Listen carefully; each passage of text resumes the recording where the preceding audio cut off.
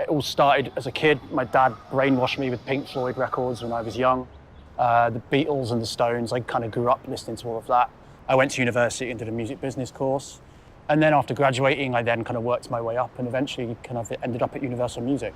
After being at Universal Music for 3.5 years, I chose to leave and explore kind of other options. And I soon found out after leaving that actually this isn't as easy as I thought it would be. After almost a year of me being out of work and looking for new options, my girlfriend at the time, we were living together, she moved back to Sweden because she was obviously feeling a lot of the financial pressure as well.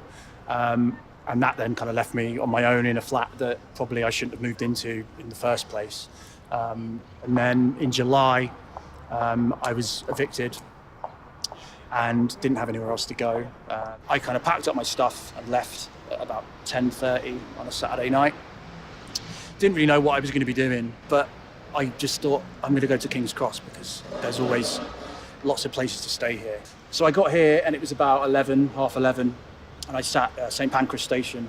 It was in the middle of a heat wave. I thought I can sit here all night, and if I'm really tired, I can go to Clissold Park tomorrow, I can go to Hyde Park, and someone sleeping in a park in the middle of the summer isn't actually that big a deal. You know, people just assume that I might be having a nap, you know, in the sunshine or whatever. Then I just thought, actually, no, if I do that, then that's just giving up.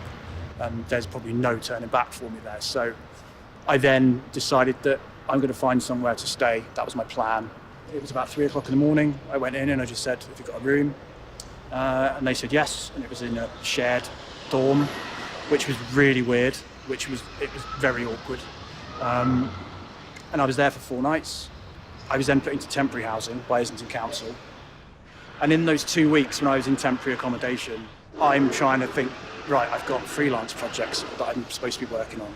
I've got jobs to be looking for, you know, I've got all these things that I need to be sorting out. So I was trying to kind of keep a professional mindset while also dealing with all of this. So I'd be living 2 lives almost. In the day, it was sort of almost, I could ignore everything and just focus on the work I was doing. But when you're staying in a hostel and then you've got to get up in the morning and maybe go and speak to a recruiter or have a job interview, and you're not sleeping very well and all that kind of thing. So it was really difficult and it wasn't sustainable. And I decided that I'm going to move out of London and be closer to my family. So now I'm living in St Neots, which is about an hour out of London. It's not too far away. But the great thing is I've kind of got my own space again. I can rebuild. My mindset's 10 times better just for that. There's no fear in me anymore. And probably the best thing of all is I get to be an uncle to my niece and nephew who live about 5 minutes walk around the corner. It's been a very valuable lesson. And in a strange way, I mean, I wouldn't wish it on anybody.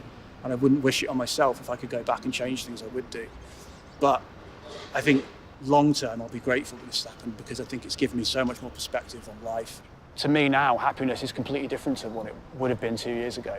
I think when you've lost almost everything that you've got left over, that's all you need.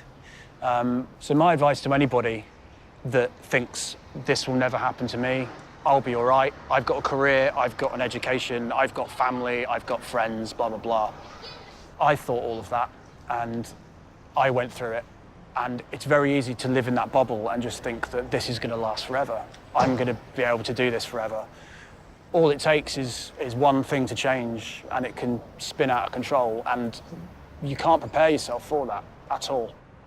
But when it does start to happen, or when that threat kind of comes nearer, your mindset's completely different. You know, when you're panicking, it's difficult to think logically when your emotions are so invested in it. And that's the hardest part, really. That's one thing that no one can really prepare you for.